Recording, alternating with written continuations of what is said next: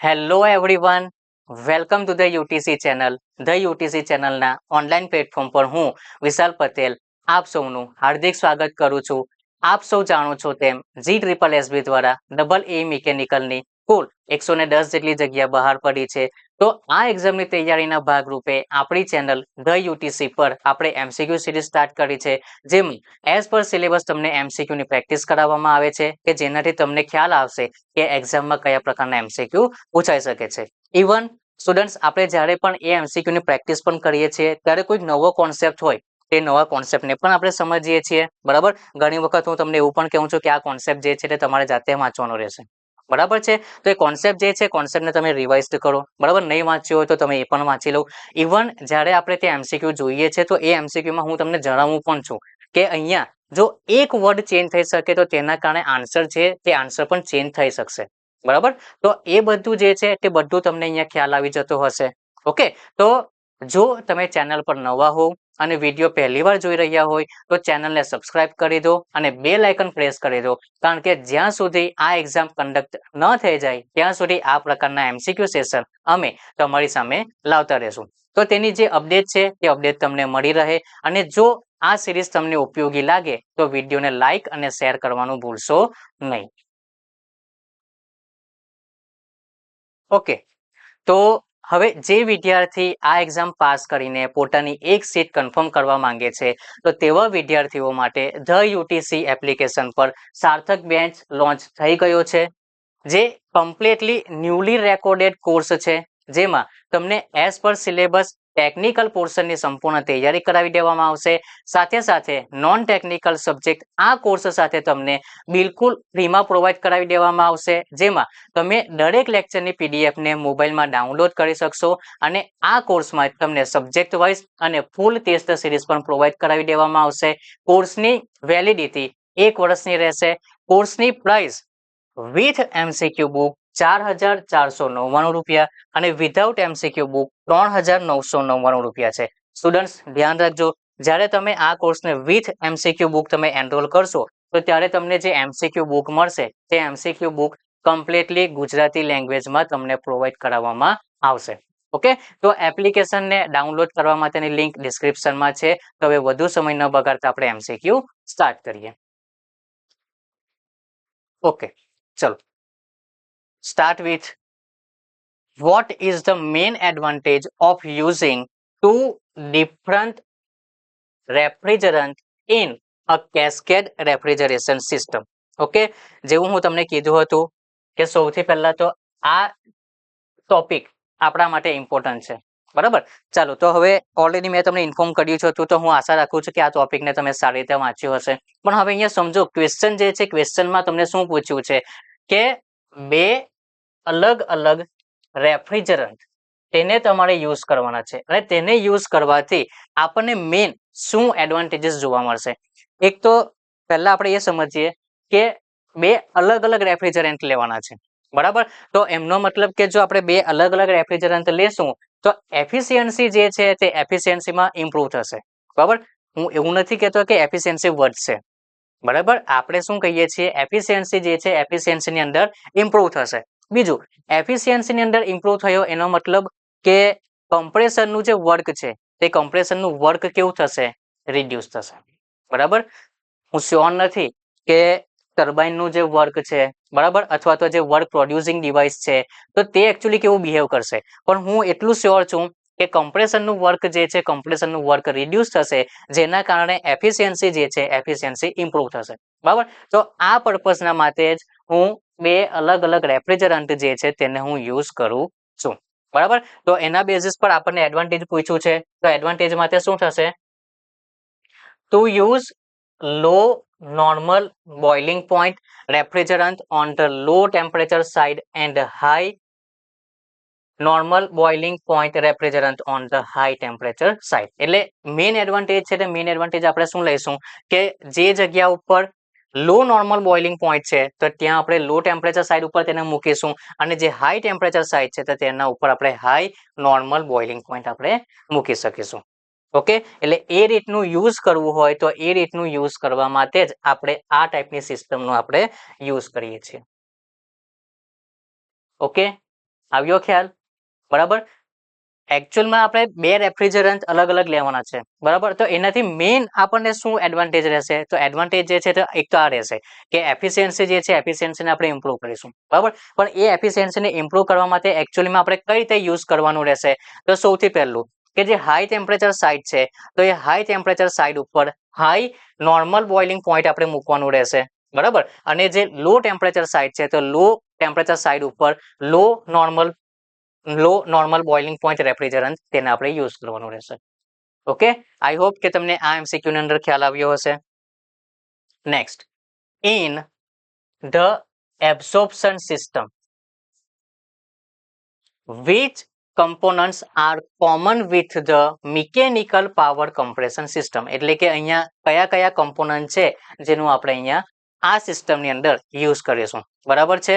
તો absorber pump generator એ નહીં આવશે, પ્રીહીટિંગ હીટ એક્સચેન્જર નહીં આવશે, કુલિંગ ટાવર એન્ડ જનરેટર પણ નહીં આવશે. ઓકે, જોઈએ તો કન્ડેન્સર આવે છે, એવાપોરેટર પણ આવે છે, એક્સપાન્શન વાલ્વ પણ આવે છે. ઓકે, તો આપણને એ જ પૂછ્યું છે ને which components means option D is the right answer. ધ્યાન રાખજો, અહીંયા પૂછ્યું શું છે? કમ્પોનન્ટ, બરાબર. અને કમ્પોનન્ટ જે છે તે કઈ સિસ્ટમની અંદર? વેપર કમ્પ્રેશન સિસ્ટમની અંદર, અથવા તો જે એબ્સોર્પ્શન સિસ્ટમ છે એબ્સોર્પ્શન સિસ્ટમની અંદર કયા કયા એલિમેન્ટ્સનો તમે યુઝ કરશો તેના વિશે તમને પૂછ્યું છે. Next, the main difference between like and unlike parallel force. સૌથી પહેલા તો તમારે સમજવું પડશે, બરાબર. અહીંયા તમને ઓલરેડી કહી દીધું છે કે like and unlike parallel force. પણ શું તમે એવું જાણ્યું છે અથવા તમે એવું વાંચ્યું છે કે પેરેલલ ફોર્સ જે છે પેરેલલ ફોર્સને આપણે બે ભાગની અંદર ડિવાઈડ કરી શકીશું? Which one is like and second one is unlike, બરાબર. તો આ જે લાઇક પેરેલલ ફોર્સ છે તેમાં શું રહેશે? ફોર્સની જે ડાયરેક્શન છે, બરાબર. એટલે ફોર્સ જે છે તે ફોર્સ આઈધર બે હોઈ શકે અથવા બે થી વધારે હોઈ શકે. તો એ જેટલા પણ ફોર્સ છે ને એ ફોર્સની જે ડાયરેક્શન છે એ ડાયરેક્શન અહીંયા સેમ રહેશે.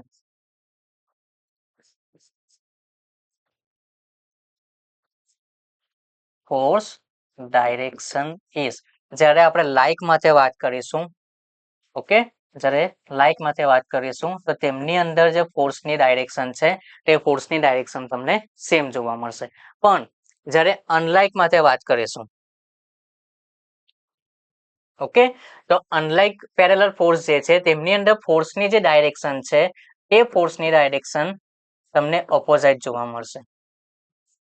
ઓકે, ઓપોઝાઇટ એટલે એક આ તરફ જતું હશે તો બીજું આ તરફ જતું હશે. ઓકે, હું ફોર્સની ડાયરેક્શનની વાત કરું છું, ધ્યાન રાખજો, બરાબર છે. તો એના બેસિસ ઉપર આપણને અહીંયા શું પૂછ્યું છે? The main difference. તો મેઇન ડિફરન્સ જે છે, મેઇન ડિફરન્સ તમને શાના રીતે જોવા મળશે?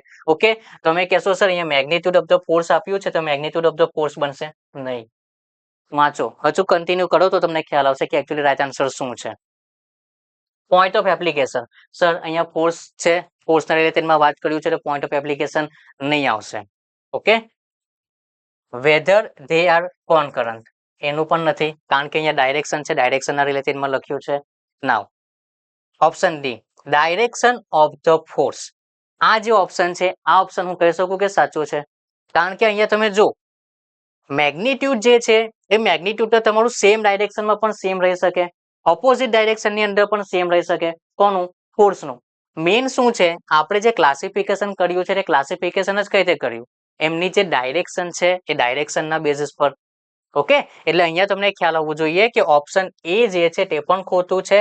Right option is direction of the forces. Okay, હું તમને સિમ્પલ રીતે સમજાવું. અહીંયા જે ફોર્સની ડાયરેક્શન છે તે ફોર્સની ડાયરેક્શન સેમ તમને જોવા મળે છે. તો ફોર્સની ડાયરેક્શન જો સેમ હશે આ રીતે બનશે. ઓકે, તો અહીંયા મેગ્નિટ્યુડ જે છે એ મેગ્નિટ્યુડ અહીંયા માની લો કે એ એમાઉન્ટનું છે તો અહીંયા પણ એ એમાઉન્ટનું તો હોઈ જ શકે ને. સેમ અહીંયા ઓપોઝિટ સાઈડ, તો એક ડાયરેક્શન આ રીતે છે, બીજી ડાયરેક્શન આ રીતે છે, તો શું બંનેનું મેગ્નિટ્યુડમાં કઈ ચેન્જ આવી શકે? એ તો આપણા પર જ્યારે એપ્લિકેશન પર આપણે એપ્લાય કરીશું ત્યારે ડિપેન્ડ રહેશે ને. પણ આપણે તો જસ્ટ હમણાં એવું જ માનીએ કે બંનેના મેગ્નિટ્યુડ જે છે એ સેમ રહેશે. તો મેગ્નિટ્યુડ ઓફ ધ ફોર્સ જે છે તે નહીં આવશે. તમે અહીંયા જોઈ શકશો કે ફોર્સ જે છે તે ફોર્સની જે ડાયરેક્શન છે એ ફોર્સની ડાયરેક્શનના બેઝિસ ઉપર આપણે અહીંયા આ જે બે ફોર્સ છે તેમનો આપણે ડિફરન્સ કર્યો છે. ડન. ચાલો આગળ વધીએ. Kinetic energy. Kinetic energy of a body is defined as is defined as શું કહે છે કાઇનેટિક એનર્જી. તો કાઇનેટિક એનર્જીનું જે બેઝિક જે ફોર્મ્યુલા છે તે બેઝિક ફોર્મ્યુલા પણ તમને ખ્યાલ હોય તો તમે આ એમસીક્યુ જે છે તેને તમે એટેન્ડ કરી શકશો. શું છે કાઇનેટિક એનર્જીનું formula? Kinetic energy is equal to 1/2 mv². હવે આમાં તમને શું જોવા મળે છે? એક છે માસ અને બીજું છે વેલોસિટી. બસ તો તમને એટલું પૂછ્યું છે અહીંયા. ઓકે, જો શું કહે છે? Energy possessed due to its mass and velocity of motion. Okay, તો જે કાઇનેટિક એનર્જી છે, કાઇનેટિક એનર્જીને તમે કઈ રીતે ડિફાઇન્ડ કરી શકશો? Energy possess. તો એનર્જી પોઝેસ એકચ્યુઅલી કોના લીધે જોવા મળે છે? Due to its mass and velocity of the motion. So option B is the right. ચલો, in the analysis of a perfect frame. આ એક કેસ છે, બરાબર. અહીંયા તમને અલગ અલગ રીતે પણ ક્વેશ્ચન જે છે ક્વેશ્ચન પૂછાઈ શકશે. ચલો હવે અહીંયા પહેલા જોઈ લઈએ આપણે શું કહે છે. In the analysis of a perfect frame, the loads are assumed to be. એટલે કે જ્યારે પરફેક્ટ ફ્રેમ ટાઈપનું સ્ટ્રક્ચર બન્યું હશે તો એ સ્ટ્રક્ચરની અંદર લોડ જે છે તે લોડને આપણે શું એઝ્યુમ કરવાનું હશે? લોડને એઝ્યુમ નથી કરવાનું. જો તમને એક્ઝેક્ટલી ટ્રસ એન્ડ ફ્રેમનો કોન્સેપ્ટ જો ખ્યાલ હોય ને તો તમને ખ્યાલ હશે કે જે પણ આપણે લોડ એકચ્યુઅલમાં એપ્લાય કરીએ છીએ ને તે જે જગ્યા પર જોઈન્ટ હોય છે તો એ જોઈન્ટ પાસે આપણે એપ્લાય કરીએ છીએ, બરાબર. એટલે અહીંયા હા, option A is the right. Okay, applied at the joints only. સમજો ફરી પાછું અહીંયા શું કીધું છે? Perfect frame. અને પરફેક્ટ ફ્રેમની અંદર લોડ જે એક્ટ થાય છે, બરાબર, એટલે કે લોડને આપણે એપ્લાઇડ કરવાના છે તો એ એકચ્યુઅલમાં લોડ ક્યાં એપ્લાય થશે? જ્યારે પરફેક્ટ ફ્રેમની વાત કરીશું તો જ્યાં જોઈન્ટ છે ત્યાં જ આપણે લોડને એપ્લાય કરવાનું રહેશે. ઓકે, ચાલો આગળ વધીએ. હવે ફ્રી બોડી ડાયાગ્રામ. તમે એન્જિનિયરિંગ મિકેનિક્સની અંદર ઘણા બધા કેસ હશે, બરાબર, કે જેની અંદર લોડ એક્ટ થતો હશે તો તમારે એકચ્યુઅલમાં બતાવવું હોય તો તમે એનો જે ફ્રી બોડી ડાયાગ્રામ છે ફ્રી બોડી ડાયાગ્રામ ડ્રો કરો છો, બરાબર. હવે એ ફ્રી બોડી ડાયાગ્રામની અંદર તમે ન્યુમેરિકલ જ્યારે સોલ્વ કર્યા હશે તો તમને ખ્યાલ આવતો હશે કે હા સર, આ પોઈન્ટ ઉપર સેન્ટર ઓફ ગ્રેવિટી એક્ટ થશે, અહીંયાથી મોશન જે છે તે આ તરફ જતી હશે, અહીંયાથી આ ફોર્સ એક્ટ થાય છે, બરાબર, ઇન્ક્લાઇન ફોર્સ એક્ટ થાય છે. તો તેમને આપણે હોરિઝોન્ટલ, વર્ટિકલ, તો એમની અંદર મારે સોલ્વ કરવાના રહેશે, બરાબર. તો ત્યારે જે તમને એક આખી બોડી જે મળે છે એ બોડી, બરાબર, એ બોડી એટલે કે જે ડાયાગ્રામ મળે છે એ ડાયાગ્રામને તમે શું કહો છો? ફ્રી બોડી ડાયાગ્રામ, બરાબર. નહીં ખ્યાલ આવે તો હું તમને થોડુંક ઉપર સમજાવી દઉં. જસ્ટ એક સિમ્પલ, આ મારી પાસે કોઈક એક બોડી છે, બરાબર. હવે આ બોડી જે છે બોડીને કોઈક એક particular at an angle, okay, આ રીતે લોડ જે છે તે લોડ એક્ટ થાય છે. હવે હું જસ્ટ માની લઉં કે આ જે એંગલ છે આ એંગલ 30 ડિગ્રી છે, બરાબર. હવે મને એવું કીધું હોય કે આ ફોર્સની જે વેલ્યુ છે એ ફોર્સની વેલ્યુ તમે શોધો, બરાબર. જસ્ટ એક્ઝામ્પલ છે, ફરી સમજો કે એકચ્યુઅલીમાં ફ્રી બોડી ડાયાગ્રામ કઈ રીતે બનાવવામાં આવે છે, બરાબર છે.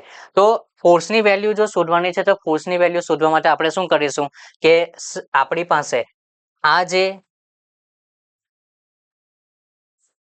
ફોર્સ છે, બરાબર, આપણી પાસે આ જે ફોર્સની વેલ્યુ ફાઇન્ડ કરવાની છે તે એકચ્યુઅલી હોરિઝોન્ટલ સાથે 30 ડિગ્રી બનાવે છે, એટલે આપણે એને ફ્રી બોડી ડાયાગ્રામની અંદર આપણે કન્વર્ટ કરીશું, બરાબર. તો કન્વર્ટ કરવા માટે આ જે આપણને અહીંયા ફોર્સ જોવા મળશે તેને આપણે કઈ રીતે રિસોલ્વ કરીશું?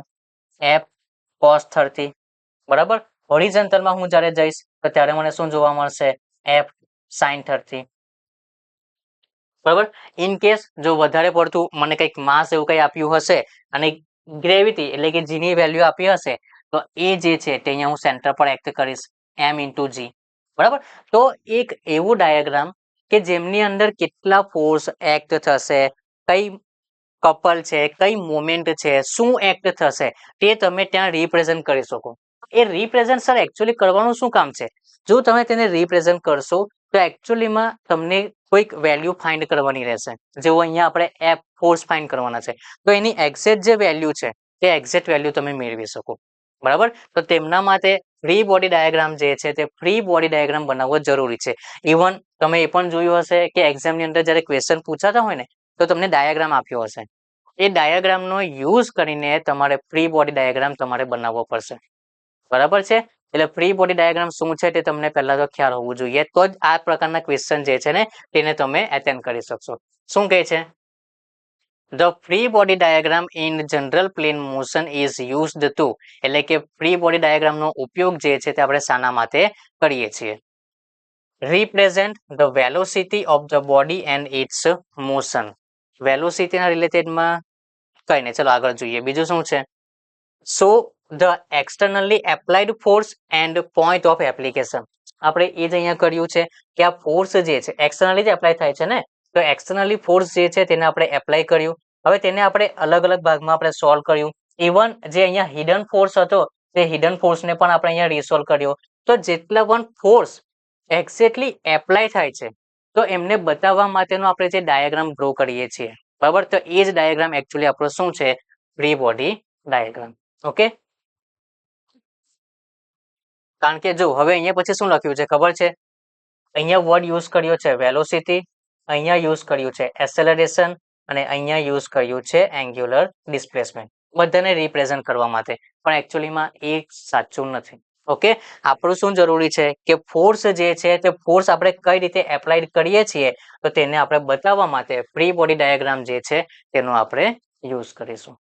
ઓકે, ચાલો આગળ વધીએ. થિયરમ છે, બરાબર. હવે એવું નહીં કહીશ કે આ થિયરમ જે છે આ થિયરમ તમને પૂછાશે, પણ આનાથી તમને તો ખ્યાલ આવશે ને કે હા સર આ જ ટાઈપના થિયરમ જે બીજા છે તેમને પણ અમારે હવે રિકોલ કરવા પડશે, બરાબર, અથવા રિકોલ નહીં હોય તો રિવાઇઝ કરી દો. બરાબર, ઘણા બધા થિયરમ છે, એવું નથી કે ખાલી આ એક જ છે. બરાબર, તમને મેં જસ્ટ ખાલી યાદ કરાવવા માટે કે થિયરમ જે છે થિયરમ પણ પૂછાઈ શકે છે. ચાલો અહીંયા શું લખ્યું છે? Work energy theorem state that. શું કોઈને ખ્યાલ છે વર્ક એનર્જી થિયરમ જે છે વર્ક એનર્જી થિયરમ એકચ્યુઅલમાં શું હશે? તમે કહેશો sir net work is equal to change in kinetic energy. સાચું છે, પણ એ જે તમે કહો છો ને net work is equal to change in kinetic energy, પણ આ સ્ટેટમેન્ટ જે છે આ સ્ટેટમેન્ટ એકચ્યુઅલમાં તમે મેથેમેટિકલી આપણે કહીએ ને કે રિપ્રેઝન્ટ કર્યું છે અથવા તો સિમ્બોલિક રિપ્રેઝન્ટ કર્યું છે એ પ્રમાણનું છે. સ્ટેટમેન્ટ આપણને પૂછ્યું છે તો સ્ટેટમેન્ટ જોઈએ આપણે. ચાલો શું લખ્યું છે? પહેલું, work done by all forces acting on a body, એટલે કે ડબલ્યુ નેટ આવી ગયું, equal the change in its kinetic energy. Okay, જો અહીંયા વર્ક ડન ની પણ વાત કરી છે અને કાઇનેટિક એનર્જી જે છે તેની પણ વાત કરી છે, એટલે આ ઓપ્શન જે છે તે સાચો હોઈ શકે. પણ જઈએ નીચે બીજા કોઈ ઓપ્શન આપ્યા છે? Work done is always equal to the change in potential energy. અહીંયા પોટેન્શિયલ એનર્જી આપી છે, એમનો મતલબ કે આ જે ઓપ્શન છે એ ખોટો છે. Total energy of a body remain constant under all condition. Sir total એનર્જીની વાત જ નહીં આવશે, આપણે ઓનલી કાઇનેટિક એનર્જી છે તેના વિશે આપણે વાત કરીશું. Momentum is always conserve during motion. આ ઓપ્શન છે તે પણ સાચું નથી, બરાબર, એ પણ ખોટું છે, એટલે કે option A is the right. Okay, ચલો તો હું એક તમને સજેશન ખાલી આપી દઉં કે જરૂરી નથી કે દર વખતે સ્ટેટમેન્ટ જે છે તે સ્ટેટમેન્ટ જ આપણે યાદ રાખવા જોઈએ. બરાબર છે, ઘણી વખત મેથેમેટિકલ એક્સપ્રેશન છે તો એ મેથેમેટિકલ એક્સપ્રેશન પણ તમે યાદ રાખી શકો, પણ એમનાથી તમને ખ્યાલ આવવો જોઈએ કે એકચ્યુઅલમાં સ્ટેટમેન્ટ જે છે તે શું બનશે. બરાબર છે, ઘણી વખત તમને એ પણ લખીને આપે, તમે યાદ રાખ્યું હશે કે cyclic integration of D Q is equal two cyclic integration of D W. બરાબર છે, પણ એને એકચ્યુઅલીમાં આપણે જ્યારે સ્ટેટમેન્ટના ટર્મ્સમાં લખીશું તો કઈ રીતે લખીશું તો એ તમને ખ્યાલ હોવો જોઈએ. બરાબર છે, ડન. ચાલો હવે આગળ વધીએ.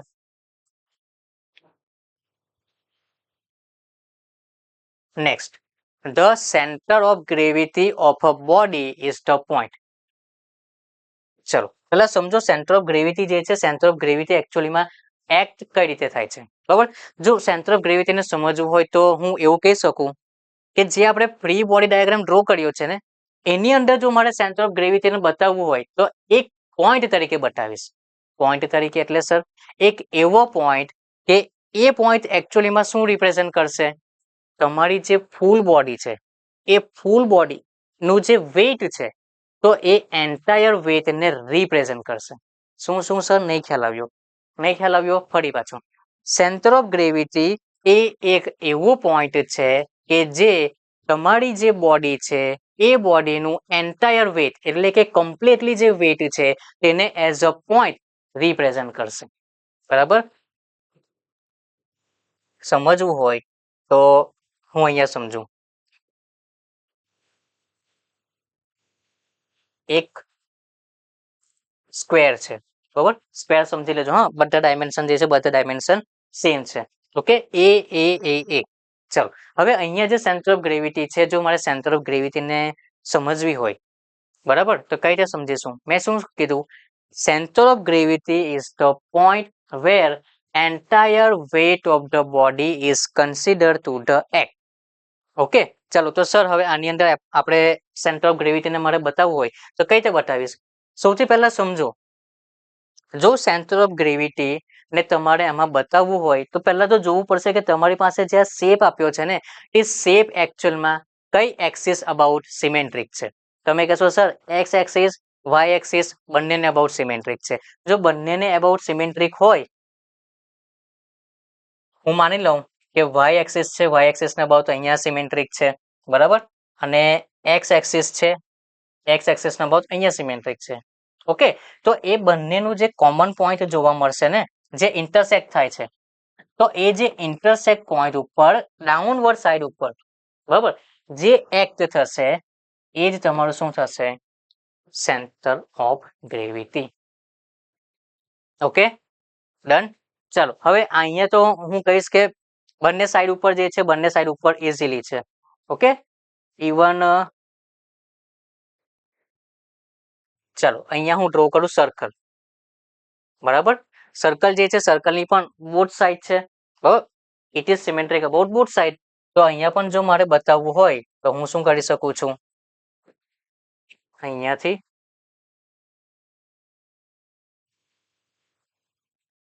અહીંયાથી. ઓકે, અને આ બંનેનું જે કોમન પોઈન્ટ છે એ કોમન પોઈન્ટ શું થયું? Centre of gravity. ઓકે, એ જ પ્રમાણે અહીંયા આ જે એક્ઝામ્પલ આપ્યા બંને એક્ઝામ્પલમાં તમે જોઈ શકશો કે બંને એક્સિસ ના અબાઉટ સિમેટ્રિક છે. એવું ઘણી વખત એવું પણ થશે જેવું કે ટ્રાયેંગલ, બરાબર, તો એ ટ્રાયેંગલ ની અંદર ઓનલી વન એક્સિસ ના અબાઉટ સિમેટ્રિક હશે, બરાબર. એ જે છે તે કઈ? વાય એક્સિસ ના અબાઉટ, બરાબર. તો વાય એક્સિસ ના અબાઉટ જ્યારે હશે, વાય એક્સિસ ના અબાઉટ જ્યારે હશે તો ત્યારે જે સેન્ટર ઓફ ગ્રેવિટી છે એ સેન્ટર ઓફ ગ્રેવિટી જો મારે બતાવવી હોય તો હું કઈ રીતે બતાવીશ? Only Y axis about symmetric છે તો અહીંયાથી. ઓકે, પછી જે એક્સ એક્સિસ છે એક્સ એક્સિસ પર નહીં જઈશું. કેમ? કારણ કે એક્સ એક્સિસ જે છે એક્સ એક્સિસ ના અબાઉટ તો સિમેટ્રિક છે નથી.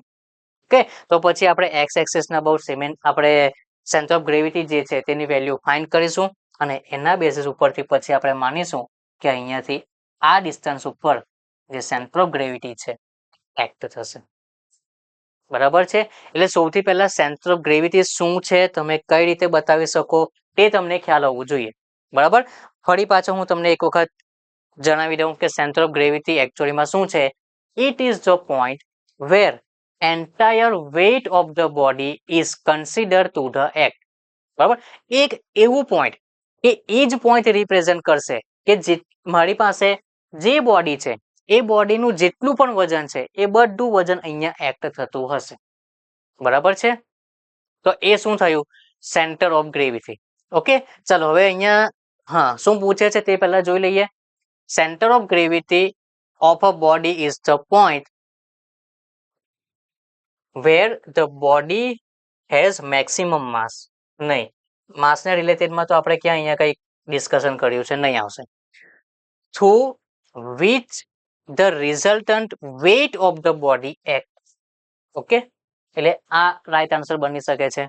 જોઈએ, where all external forces are applied. નહીં, એવું જરૂરી થોડી છે. એક્સટર્નલ ફોર્સ જે છે એ તો અહીંયા પણ એપ્લાય થશે, અહીંયા પણ એપ્લાય થશે, ગમે ત્યાં એક્ટ થતા હોય. એટલે આ સ્ટેટમેન્ટ જે છે, આ સ્ટેટમેન્ટ જે છે, આ સ્ટેટમેન્ટ પણ આપણું ખોટું છે. Where the body start rotating, okay, જરૂરી નથી કે તે પોઈન્ટ પરથી રોટેટિંગ થાય. ઓકે, એટલે option A, C, D is the wrong. So correct statement is option B, which is through which the resultant weight of the body acts.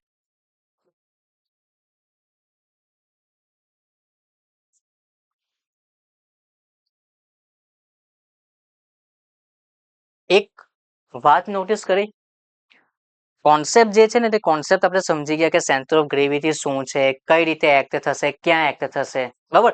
તે છતાં પણ જો અહીંયાથી મારે જો ઓપ્શન જે છે ઓપ્શનને મારે કન્સિડર પણ કરવું હોય ને તો આ ટાઈપના ક્વેશ્ચનની અંદર મારે ટફ બનશે.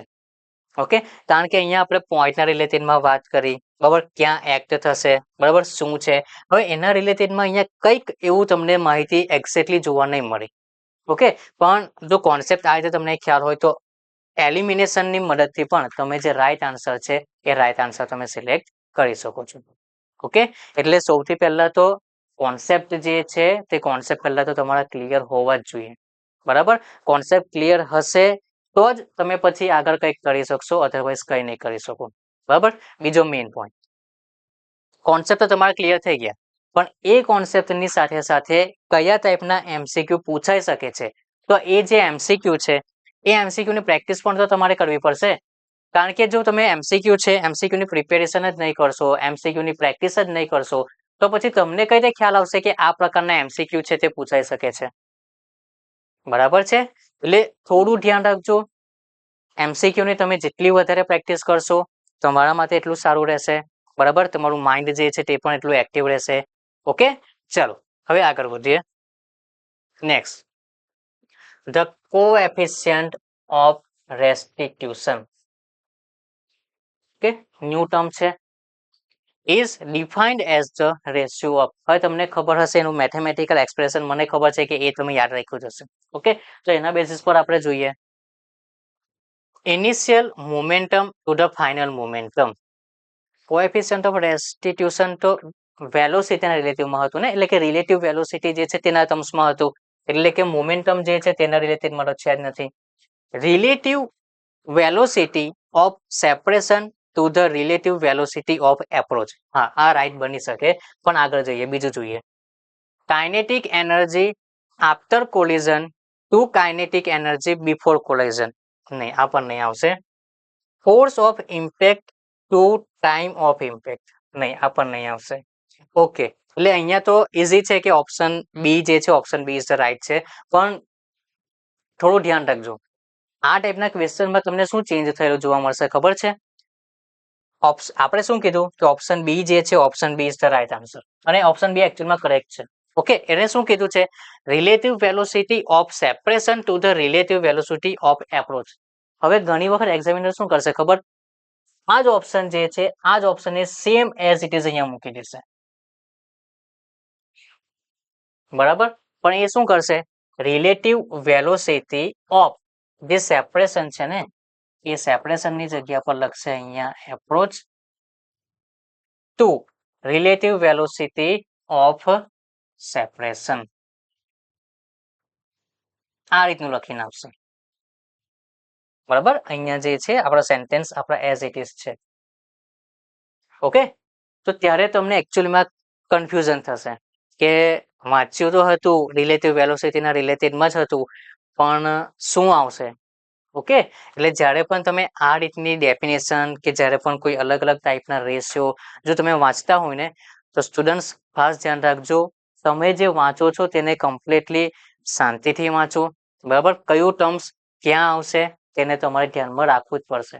ઓકે, અધરવાઇઝ પછી આ ટાઈપના ક્વેશ્ચન છે, આ ટાઈપના ક્વેશ્ચન તમને આવડતા હશે એ છતાં તમે ભૂલ કરીને આવશો. ઓકે, બરાબર. ઓકે, એટલે option B is the right answer. હું અહીંયા કરેક્ટ કરી દઉં છું. બરાબર, આ રીતે તમને ખ્યાલ આવશે, અને અહીંયાથી તમને ખ્યાલ આવશે કે એકચ્યુઅલીમાં કયા ટાઈપના ઓપ્શન જે છે એ ઓપ્શન પણ અહીંયા પૂછાઈ શકે છે. ડન. ચલો હવે આગળ વધીએ. Next, a body is said to be in equilibrium van.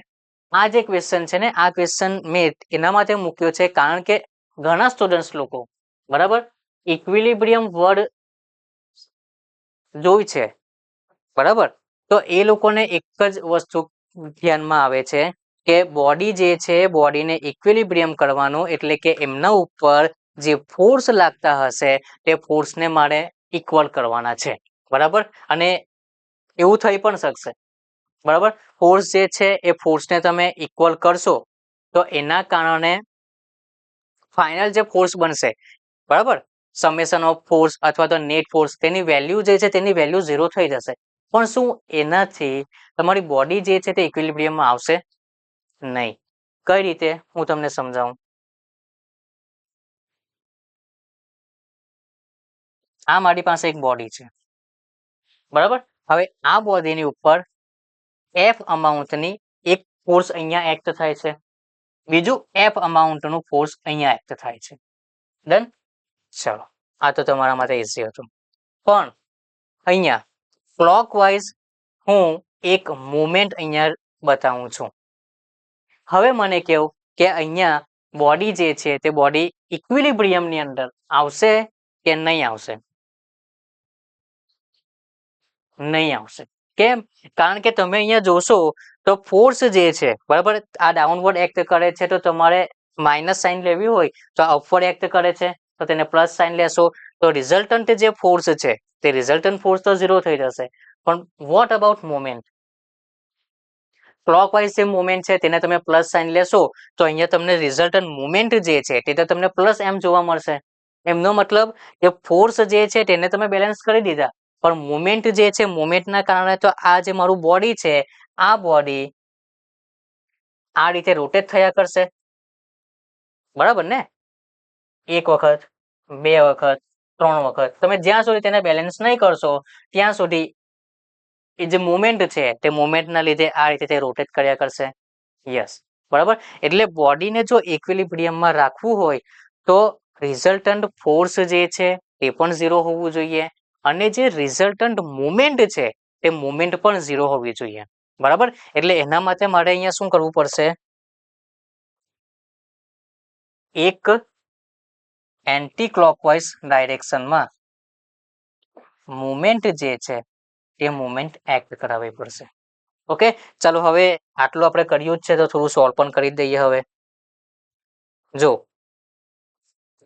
Summation of F જોઈએ તો જે ડાઉનવર્ડ એક્ટ કરે છે તેમના માટે જો હું માઇનસ સાઇન લઉં તો આમના માટે હું પ્લસ સાઇન લઈશ, તો એનો મતલબ minus F plus F 0.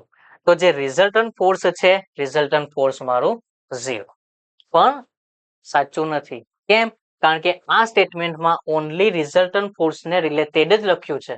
Okay ચાલો એ જ રીતે મોમેન્ટ માટે જઈએ તો સર મોમેન્ટ જે છે તે ક્લોકવાઇઝ છે તો તેમને આપણે પ્લસ કન્સિડર કરીએ બરાબર. તો એન્ટી ક્લોકવાઇઝ જે છે તેને માઇનસ કરવી પડશે. તો જો હું સમેશન અબાઉટ મોમેન્ટ હું જોઈશ તો એટલે કે સમેશન ઓફ મોમેન્ટ જ્યારે જોઈશ તો plus M minus M is equal to 0. Okay તો જે રિઝલ્ટન્ટ મુવમેન્ટ છે રિઝલ્ટન્ટ મુવમેન્ટ એ પણ મારી 0 થવી જોઈએ. પણ અહીંયા ધ્યાન રાખો, શું ધ્યાન રાખવાનું છે? લખ્યું છે ઓનલી, એનો મતલબ કે ખાલી રિઝલ્ટન્ટ ફોર્સ એ જ 0 હોવું જોઈએ, ખાલી રિઝલ્ટન્ટ મુવમેન્ટ એ જ 0 હોવી જોઈએ એવું નથી બરાબર. આ બંને ઓપ્શન જે છે તે ખોટા છે. ડન. ચાલો તો હવે શું? Both the resultant force and resultant moment are 0. Okay તો અહીંયા ઓપ્શન સી જે છે option she is the right answer. Okay આવે છે ખ્યાલ? ચલો તો હવે આગળ વધીએ. અ થર્મોડાયનામિક પ્રોસેસની વાત કરી છે where no heat is exchanged with the surrounding. which is known as. Okay, એટલે અહીંયા અલગ અલગ ટાઈપની પ્રોસેસ છે, અલગ અલગ ટાઈપની પ્રોસેસ તમારે અહીંયા જણાવવાની છે. તો અહીંયા જો પહેલા તો શું કીધું છે, no heat is exchange. Heat જે છે, હીટની exchange system to surrounding, surrounding to system એવું નહીં થશે. તો એ કયા ટાઈપની પ્રોસેસમાં જોવા મળશે? આડિયાબેટિક. બરાબર. ઇવન તમને ખ્યાલ હોય તો આડિયાબેટિક પ્રોસેસની અંદર આપણે લખીએ પણ છે કે ડીક્યુ ઇઝ ઇક્વલ ટુ 0. બરાબર. તો ડીક્યુ ઇઝ ઇક્વલ ટુ 0 તેનો મતલબ જ શું થયો કે નો હીટ ઇઝ એક્સચેન્જ. ઓકે, ચલો આગળ. હવે એ જ જે આડિયાબેટિક પ્રોસેસ વિશે આપણે હમણાં સ્ટડી કર્યું તેના ઉપર થોડું ડિટેલમાં હવે જઈએ. બરાબર. In adiabatic boundary is one which. હવે સમજો, હવે તમને શું કહેવા માંગે છે, પહેલી જે પ્રોસેસ હતી તે જ પ્રોસેસ અહીંયા છે. બરાબર, આડિયાબેટિક. હવે અહીંયા શું છે કે આપણે આડિયાબેટિક પ્રોસેસ છે એના પરથી તમને ખ્યાલ આવી જશે કે sir Q is equal to 0 છે. એનો મતલબ કે હીટ જે છે ને તે હીટને ટ્રાન્સફર કરવાનું હોય તો તે અટકાવશે. પણ ઘણી વખત શું છે ખબર છે, ઘણા સ્ટુડન્ટ્સ હીટ જે છે એ હીટનો મતલબ સમજે છે કે હીટ ટ્રાન્સફર જે છે તેને અટકાવવાનું.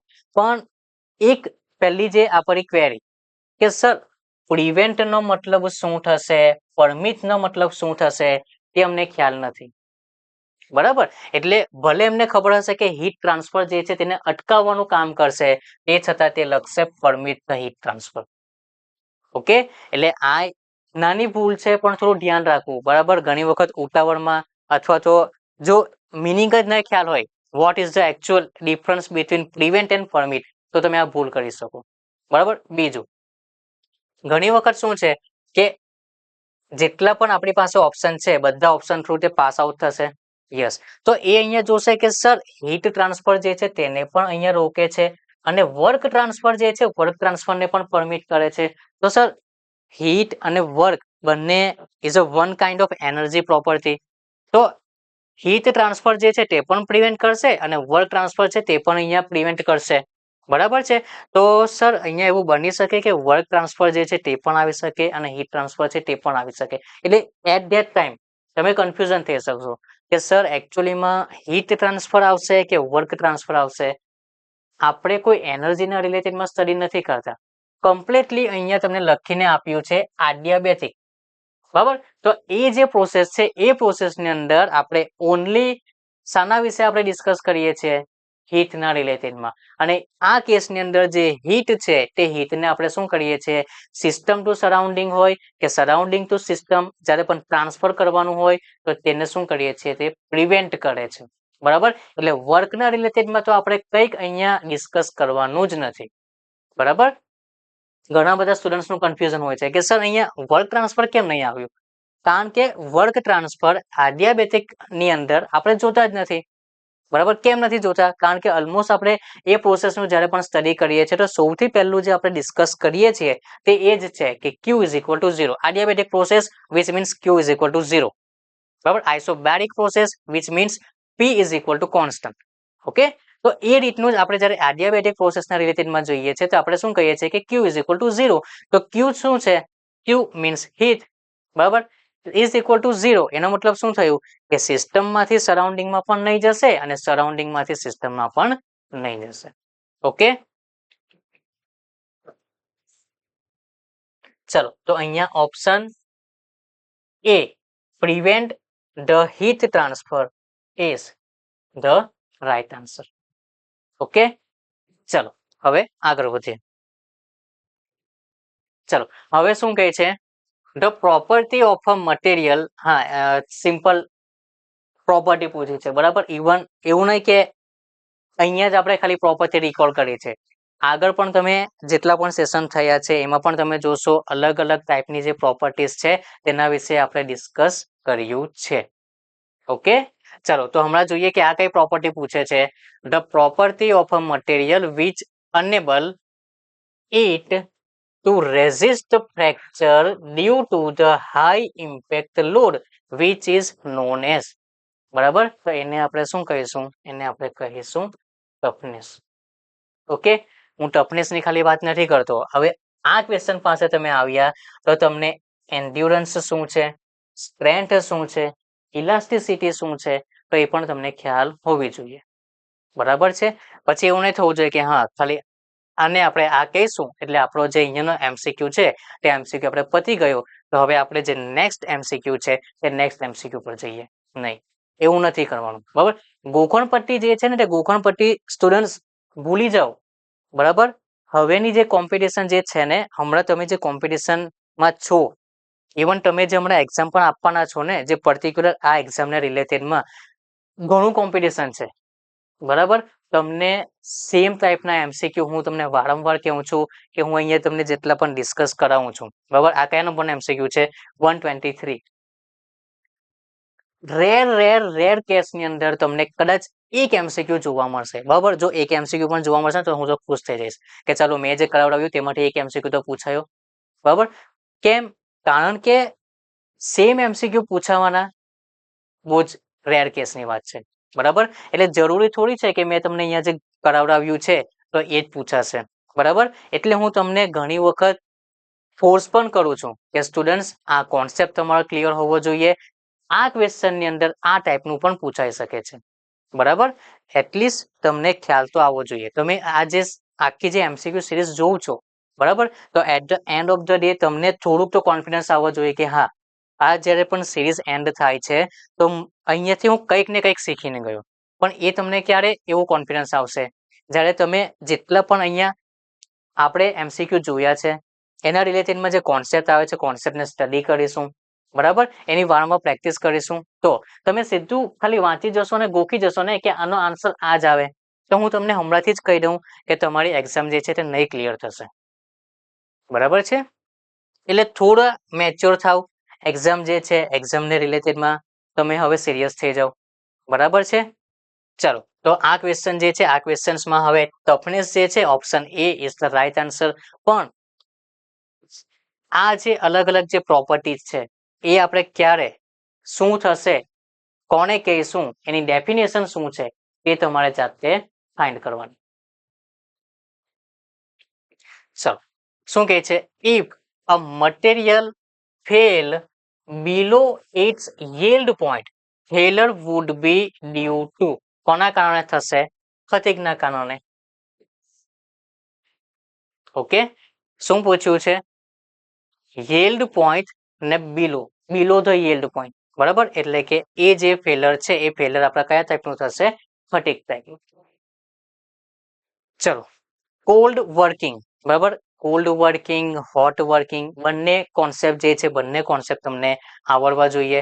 અહીંયા જસ્ટ કોલ્ડ વર્કિંગ પૂછ્યું છે અને કોલ્ડ વર્કિંગમાં તમે જો ઓપ્શન જે છે ઓપ્શનને ધ્યાન રાખશો, ઓપ્શનમાં તમે જોશો તો ઓનલી ફટીગ સ્ટ્રેન્થના રિલેટેડમાં જ પૂછ્યું છે. બરાબર છે. તો કોલ્ડ વર્કિંગ હશે તો કોલ્ડ વર્કિંગની અંદર જે ફટીગ સ્ટ્રેન્થ છે તેને આપણે ઇન્ક્રીઝ કરીશું. બરાબર. એટલે કે કોલ્ડ વર્કિંગની અંદર શું થશે? Increase the fatigue strength.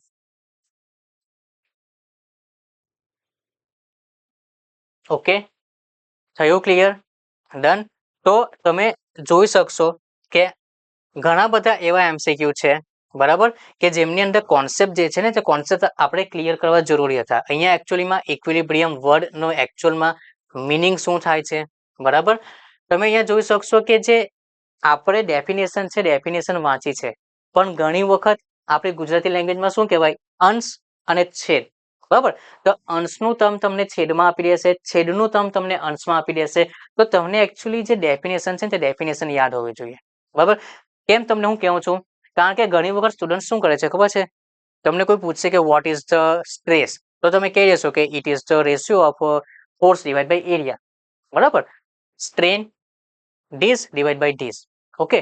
પણ સ્ટ્રેન જે છે સ્ટ્રેન તમને ખ્યાલ આવી ગયો, પણ પર્ટિક્યુલર જો કોઈ સ્ટ્રેનર કેસમાં જશે એટલે કે types of the stress, type of the strain, તો તમને ખ્યાલ આવવું જોઈએ કે હા સર છેદમાં આ ટર્મ્સ આવશે અને અંશની અંદર આ ટર્મ્સ આવશે.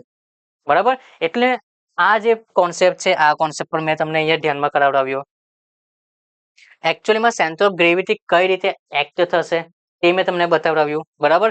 જરૂરી નથી, હું તમને ફરી પાછું કહી દઉં, જરૂરી નથી કે જે પણ સેન્ટર ઓફ ગ્રેવિટી છે તે સેન્ટર ઓફ ગ્રેવિટી કોઈને કોઈ એક્સિસના અબાઉટ સિમેટ્રિક હોય, બરાબર? કેમ? તમને આ ટાઈપની પણ બોડી જોવા મળી શકે, બરાબર? અને તમને કહેશે કે આ જે બોડી છે તેનું સેન્ટર ઓફ ગ્રેવિટી શોધો. ઓકે, તો આ જે શેપ છે આ શેપ આપણો આર્બિટરી શેપ છે, બરાબર? એના માટેનું ફોર્મ્યુલા છે, તે ફોર્મ્યુલાનો યુઝ કરીને આપણે અહીંયા સેન્ટર ઓફ ગ્રેવિટી જે છે સેન્ટર ઓફ ગ્રેવિટી આપણે ફાઇન્ડ કરી શકીશું. ફ્રી બોડી ડાયાગ્રામ શું છે, બરાબર? જે સ્ટુડન્ટ્સને હજુ પણ કોન્સેપ્ટ ખ્યાલ નહીં હતો તો એ લોકોને પણ અહીંયા ખ્યાલ આવી ગયો હશે કે એકચ્યુઅલીમાં ફ્રી બોડી ડાયાગ્રામ શું છે, બરાબર? કાઇનેટિક એનર્જી, બરાબર? તો કાઇનેટિક એનર્જી જે છે પહેલા તો ફોર્મ્યુલા ધ્યાન રાખો, બરાબર? એ ફોર્મ્યુલા પરથી પણ તમને આ રીતનું પૂછાઈ શકે છે. ઓકે, તો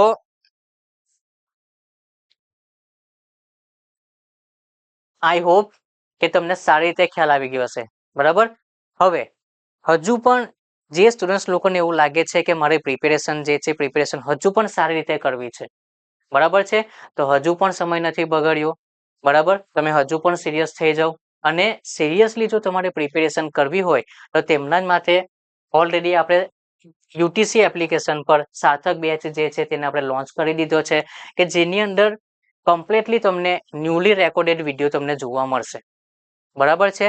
અને એઝ પર સિલેબસ તમને ટેકનિકલ પોર્શનની સંપૂર્ણ તૈયારી કરાવી દીધી છે, બરાબર છે? તો તમારે સિરિયસલી હજુ પણ પ્રિપેરેશન કરવું હોય તો સાર્થક બેચને તમે એનરોલ કરી લો, બરાબર?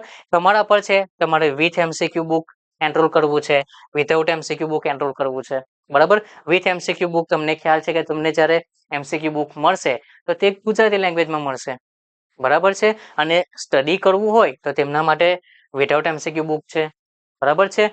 તો આઈ હોપ કે તમને સારી રીતે ખ્યાલ આવી ગયો હશે આ વિડીયોની અંદર કયા ટાઈપના ક્વેશ્ચન પૂછાઈ શકાય છે, બરાબર? કયા કોન્સેપ્ટને આપણે ફરી પાછળ રિવાઇઝ કરવાનું છે, બરાબર? ક્લાસિફિકેશન શું છે, ઓકે? સેન્ટર ઓફ ગ્રેવિટી શું છે, સ્ટેટમેન્ટ શું છે, બધું શું ધ્યાન રાખવાનું છે તે ખ્યાલ આવી ગયો હશે. તો આ વિડીયોને હવે આપણે અહીંયા સ્ટોપ કરીશું. નેક્સ્ટ વિડીયોની અંદર આપણે નવા એમસીક્યુ સાથે મળીએ. Thank you.